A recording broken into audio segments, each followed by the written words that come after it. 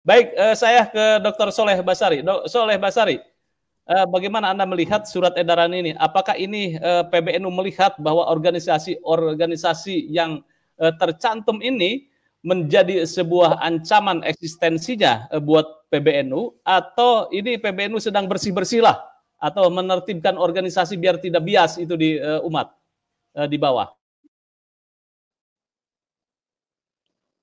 Iya, Assalamualaikum warahmatullahi wabarakatuh.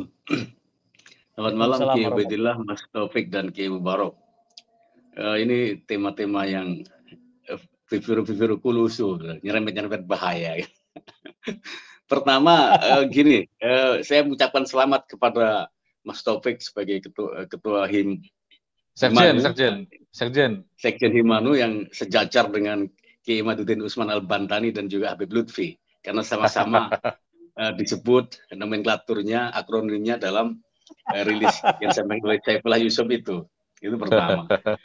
Kedua, saya mencoba untuk membaca perspektif atau spektrum pemikirannya Saifullah Yusuf secara khusus ya, dengan penyebutan atau rilis yang menepis bahwa mereka-mereka yang menggunakan atribut NU itu adalah tidak boleh atau bukan bagian dari PBNU atau dari Keramat Rakyat. Spektrum yang saya lihat adalah bahwa Saifullah Yusuf secara khusus tampaknya melihat bahwa NU ini adalah sebuah teritori. Sementara Himanu, Patman, PWI, kemudian himpunan pendidikannya Arifin Junaidi dan lain-lain itu, mereka melihat bahwa NU itu adalah identitas. Nah, kalau cara pandangnya ya, teritori dan identitas otomatis akan benturan. Sejak kapan NU menjadi teritori itu? Maka kemudian bagi saya secara pribadi rilis itu tidak penting, bahkan hal yang sia-sia. Itu menggambarkan bahwa pengurus PBNU itu kelabakan. Kenapa begitu? Ya identitas suruh melepas itu bagaimana? Kalau cara pandang teritori yang saya maksud adalah seperti yang disampaikan oleh Yusuf Mars tadi, bahwa jangan ganggu dong, ini teritori kami. Jangan sampai kemudian di teritorial kami ini ada organ lain yang kemudian mengklaim sebagai kami juga. Kalau identitas ini sama, saya ini menjadi NU sama kayak saya menjadi Jawa. Jangan-jangan nanti juga ada rilis ke saya atau ke yang lain-lain bahwa Soleh bukan NU. Kacau seperti ini. Nah, itu kedua. Kemudian ketiga, ada organ-organ lain yang tidak disebut segitu, dan itu NU yang sangat lekat. Ada FKGMNU. Dulu Pak Ulil Absar Abdallah, sekarang Ketua Lakpasdam, salah satu ketua PBNU, dia adalah salah satu pencetus FKGMNU. Dan tidak disebut di situ. Aktivitasnya ada. Mereka sering kumpul-kumpul diskusi dan produktif. Nah, di Jawa Timur saya ini adalah koordinator pada tahun 2005 sampai 2009, saya koordinator provinsi untuk presidium GMNU. Berarti organisasi saya tidak disebut di situ, berarti masih boleh. Nah, kemudian ada lagi itu Fan NU namanya. Ada penggemar supporter sepak bola yang menyebut dirinya Fan NU. Ini juga nggak disebut. Fan NU, Fan Newcastle United. Salah satu klub Liga Inggris itu. Jadi nanti Gus Ipul harus merevisi lah. Pertama masukkan SKB GMNU, kedua memasukkan Fan NU, Fan Newcastle United itu. Agar semua yang berbau NU karena mengganggu teritori NU itu dihilangkan semua. Jadi apa namanya? Itu ketika. Kemudian selanjutnya adalah saya melihat bahwa ini bukan tradisi kita ya, bukan tradisi ke-NU-an kita. Dalam arti bahwa tidak ada sebelum-sebelumnya itu rilis seperti ini. Termasuk ketika apa namanya?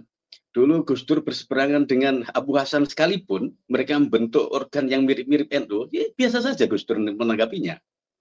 Nah ini saya tidak secara khusus bahwa ini ditujukan ke Patman atau ke PWI atau ke Himanu. Menurut saya ini lebih kepada cara berpikir mereka yang tidak melihat atau tidak merasa bahwa NU ini punya kebesaran, punya keagungan tersendiri. Nah, biasanya kan orang kalau merasa besar, kemudian ada orang yang menyaingi atau setidaknya itu mengganggu-ganggu dikit, itu kan gatal aja kan tangannya itu. Tapi bagi mereka yang besar beneran, mau pakai NU, mau pakai ini nggak masalah lah. Gitu. Sama kayak Gus Dur ketika melihat bahwa ada bendera bintang kejora di Papua. Gitu.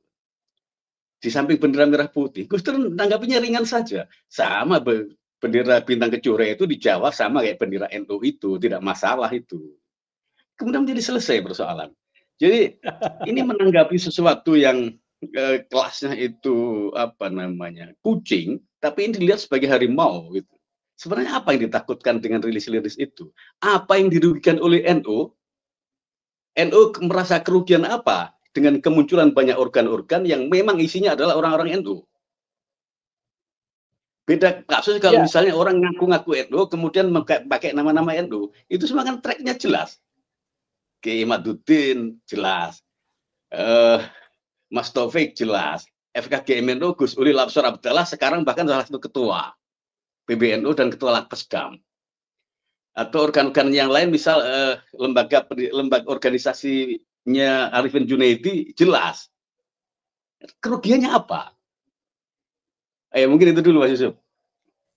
Oke, ini menarik. Kerugiannya apa? Apakah ini membuat sebuah skat antara NU struktural dengan kultural yang menurut Anda ini akan menjadi sebuah jarak lebih lebar ya ketika surat ini diterbitkan secara resmi?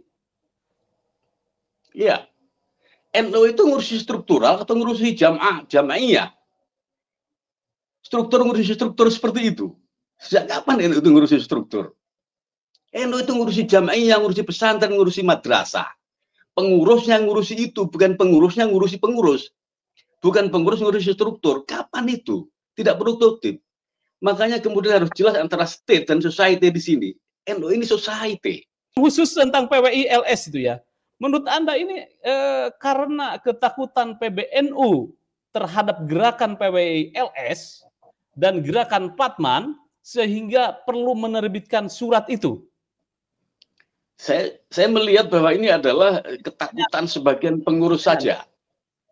Dan gerakan-gerakan itu tidak akan mengubah apa namanya garis hitohnya NU ya. Karena disebut tadi Mas Taufik justru itu lebih produktif akan memperkuat fungsi-fungsi sosial kemasyarakatan, fungsi-fungsi keumatan, fungsi-fungsi jamiah NU dengan banyaknya organ-organ non PBNU dan non struktur. LSM ini kan antara negara dan masyarakat. Tetapi jangan dong yang mereka berkarir di pemerintahan itu ditopang begitu rupa, sementara yang bermain di tengah-tengah masyarakat dihajar dikeluarkan rilis itu. Karena cara menggunakan fairness, menggunakan aspek al-adalah, gitu. Cara berpikir yang balance ya antara mereka yang berkarir di negara juga difasilitasi, mereka yang kayak Mas Taufik, kayak Kiai Imaduddin dan macam-macam itu juga harus diapresiasi dong. Jadi membaca ulang deh Nahdlatul Ulama di sini, bukan Nahdlatul Hukama, bukan Nahdlatul Siyasah. Jadi perbedaan tegas di situ. Ber-NU artinya bisa ngaji, ber-NU artinya bisa memimpin tahlil, ber-NU artinya bisa khutbah, ber-NU artinya bisa memimpin istighosah. Itu adalah standar dasar orang NU. Bahwa Anda menjadi menteri, bahwa Anda menjadi kakanwil, bahwa Anda menjadi kakak kemenang, menjadi rektor itu soal lain. Tetapi unsur-unsur keulamaan ini harus tegas dalam diri seseorang, terutama ketika menjabat struktur. Jangan sampai ketua PC tidak bisa membalah. Jangan sampai ketua PW tidak punya pesantren. NU itu pesantren besar. Pesantren adalah NU kecil. Jadi ini identitas dan ini adalah kholqiyahnya NU. Ini adalah standar etik seseorang yang duduk dalam kepengurusan NU. Beda lagi kalau misalnya NU cabang Katolik, NU cabang Protestan dan lain-lain itu soal lain. Tetapi dalam konteks NU sejati itu candaan Gus Dur itu. Baik, saya akan lebih spesifik, Dr. Soleh. Apakah Anda melihat bahwa ada kekhawatiran ini PWI LS menjadi sebuah kompetitor besar oleh NU, katakan PBNU, gerakan-gerakannya terutama kuat. Semua rilis yang disampaikan oleh Sekjen Saifullah Yusuf itu, termasuk soal PWI, LSI, soal Jatman, soal Himanu dan lain-lain, itu tidak bermakna sama sekali ketika Saifullah Yusuf masih rangkap jabatan. Karena posisi sekjen itu sangat strategis, posisi menteri juga tidak bisa ditinggal dalam konteks bernegara. Maka dia harus memilih sekjen PBNU atau menteri sosial. Baru kalau dia bisa memilih lengser, semua yang disampaikan tentang NU itu efektif, berwibawa, bertenaga, dan dicontoh oleh umat.